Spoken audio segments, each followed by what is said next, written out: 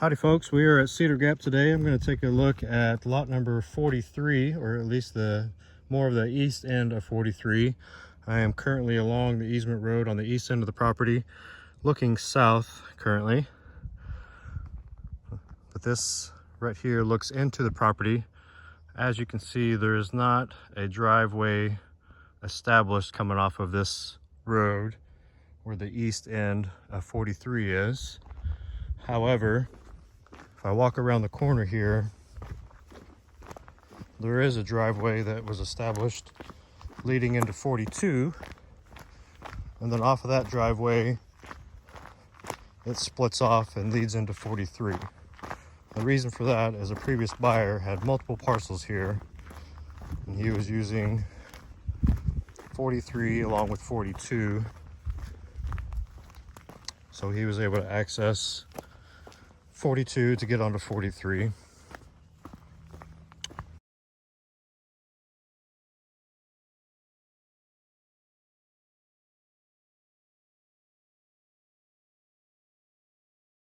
So this driveway here leads into 42. We're currently standing on 42, but this splits off to the south kind of into 43 here.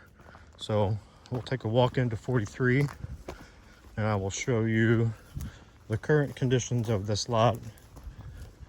We are mid-spring, so we've got quite a bit of leaves and vegetation starting to come up.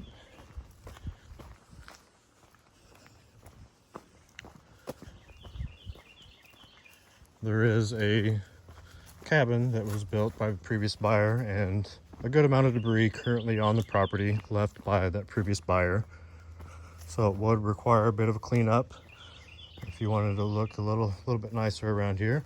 But this is the cabin, the front of the cabin, coming off of this driveway. So turning to the south here, directly that way through that wooded area would lead you to that easement road along the east side.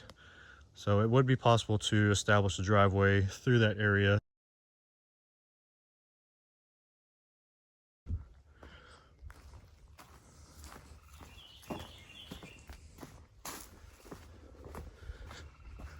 There is some garden bed areas here that were established by the previous buyer. Little chicken coop right there. But keep in mind that is right on the property line of 43 and 42. So there is a chance that that would need to be moved depending on which lots you purchase. We've got a shed back here.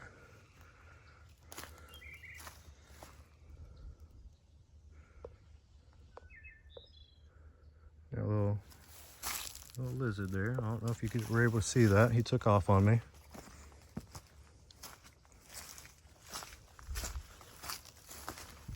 This shed was being used as a little house to store solar controllers and whatnot. The previous buyer had a few solar arrays, so he had his solar equipment mounted inside this shed to control the solar arrays and to energize his structure that we just saw. Here's one of the solar arrays that was left behind.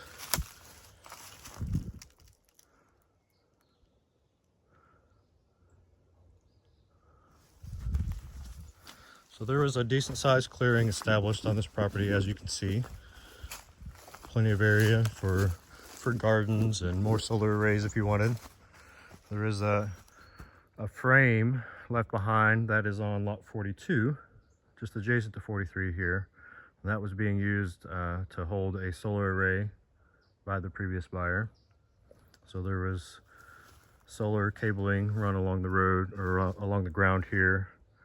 So you can see the pipe there, and that leads into the shed I just showed you.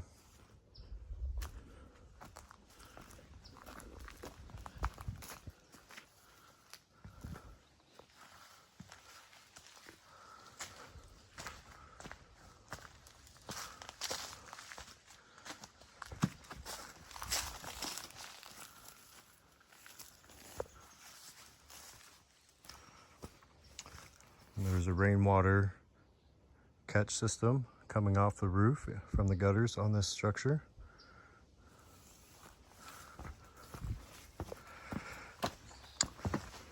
There's a closet here that used to hold more of those containers for more water. There were at one time 4 of those containers inside this closet, along with the water pump to control water flow through this cabin.